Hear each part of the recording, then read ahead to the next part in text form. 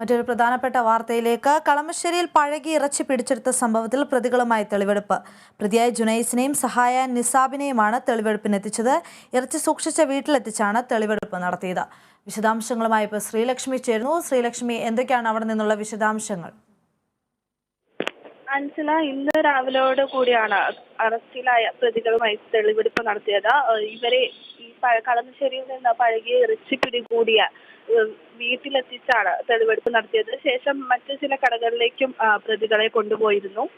ഈ കഴിഞ്ഞ 23-നാണ് പ്രതികളെ അറസ്റ്റ് ചെയ്തത്. കളമശ്ശേരിയിലെ ഒരു വീട്ടിൽ നിന്നും 500 കിലോ പഴകിയ സുനാമി ഇറച്ചിയാണ് പിടിച്ചെടുത്തിരുന്നത്. ഈ സംഭവത്തെ തുടർന്ന് പ്രതി ഒളിവിലായിരിക്കുകയും ഇയാൾക്കെതിരെ അന്വേഷണം ഊർജിതമാക്കുകയും ചെയ്യുന്ന ഒരു സാഹചര്യമായിരുന്നു.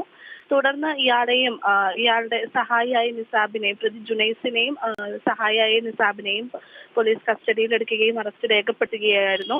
ഇവരെ കോടതിയിൽ ഹാജരാക്കിയ ശേഷം തെളിവെടുപ്പിനായി വീണ്ടും കസ്റ്റഡിയിൽ വാങ്ങുകയായിരുന്നു. ഇവരെ വീടുകളിലും ഈ പഴകിയ ഇറച്ചി വിതരണം ചെയ്തത് എവിടെയൊക്കെയാണ് എന്ന് കണ്ടെത്തുന്നതിനുമുള്ള അന്വേഷണമാണ് ഇപ്പോൾ നടന്നുകൊണ്ടിരിക്കുന്നത്. കൊച്ചിയിലെ 50 കടകളുമായി ഇത്തരത്തിലുള്ള ഇറച്ചിയുടെ ഇടപാട് നടത്തിയിട്ടുണ്ടെന്നാണ് പ്രതി പോലീസുമാരോട് നേരത്തെ പറഞ്ഞിരുന്നത്.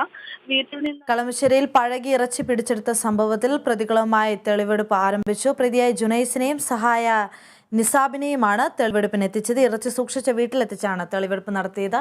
വിവരങ്ങൾ നൽകിയത് ശ്രീലക്ഷ്മിയാണ്.